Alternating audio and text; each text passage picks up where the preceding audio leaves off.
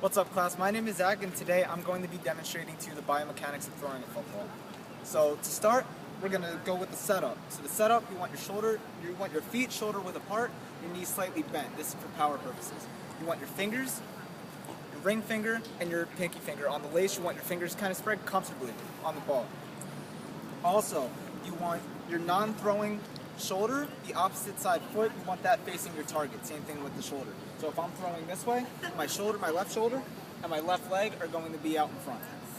So to start with the actions and the movers, we start with a shoulder abduction. So in the preparation phase, right, I'm going to be back here. I'm back here, my arm is back, and the shoulder abduction is going to be caused by the supraspinatus and the infraspinatus. We are also demonstrating shoulder flexion as well. And with shoulder flexion, this is being performed by the anterior delt and the pectoral major. Also with this, our elbow is flexed, right? We're at a 90-degree angle here, so your elbow is going to be flexed, and this is thanks to the bicep.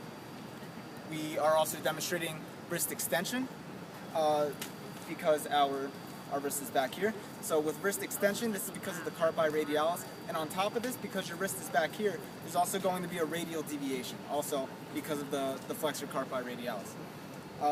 There is also being knee flexion demonstrated as well, because your knees are bent. This is thanks to your hamstrings. Your hamstrings are bending your knees, and this is just for more power when you're throwing the football. Lastly, we're in dorsiflexion, right?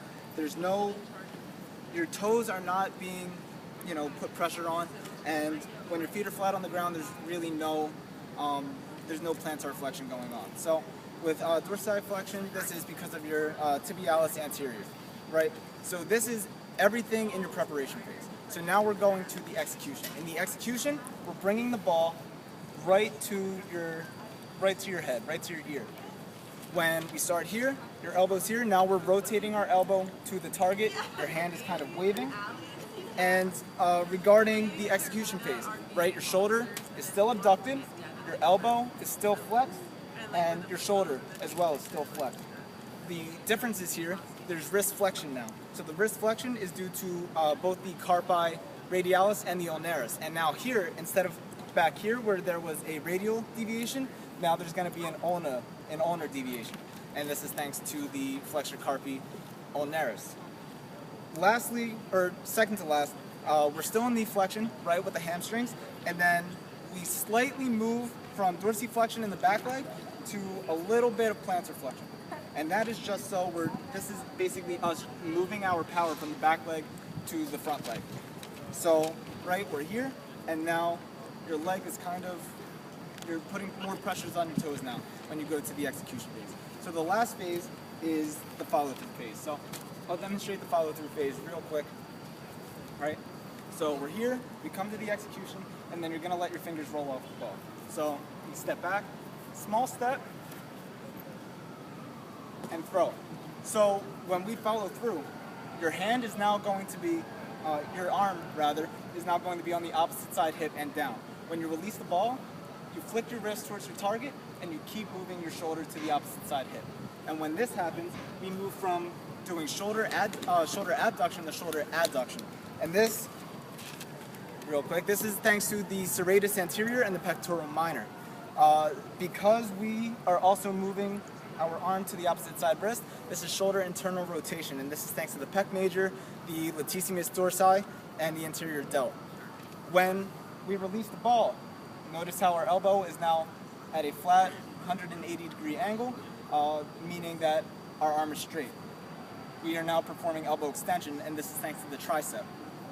Also, we're still in wrist flexion, and we are now especially in plantar flexion now, right? Because when we're following through, we want to lean on that toe, okay? The major difference here is that in your knees, you're having one knee bent, right? Your front leg is still going to be bent. So we're still in knee flexion thanks to the hamstring, but the back leg is now going to be fully straight. It's going to be fully extended, and this is thanks to the vastus medialis. So a couple errors that people may have in this, a lot of people, especially beginners, might not throw the ball correctly, and with a wrong mechanic that they could be doing, could include throwing the ball on the follow-through, and they'll be doing shoulder adduction, but they won't be crossing the sagittal plane. meaning they're not crossing over to the other side hip. So they're just throwing, and then they're keeping their arms straight. Something else that they could be doing is staying in dorsiflexion throughout the entire throw. This is typically used when you're not throwing too much. You don't need a lot of power in your throws. It's not necessarily a mistake, but a lot of beginners might not want to put too much pressure on that back leg to start. Lastly are some exercises. Some simple exercises. We have single arm dumbbell press, and that's really going to work out your pecs. We do single arm just for symmetrical reasons, for power with both your arms. Single arm dumbbell rows, which are helping out your back muscles, your lats, your delts. We have lunge rotational twist as well. So with lunge rotational twist, it's going to help your knee flexion and your knee extension. Many people will do it with weights on the shoulders and then rotate. And this is, again, for your shoulder internal rotation on that follow through. Lastly, a lot of people will do back flies to help out their mechanics, and this also helps out your lats and your delts as well. So I hope this video was informative for the biomechanics of how to throw a football.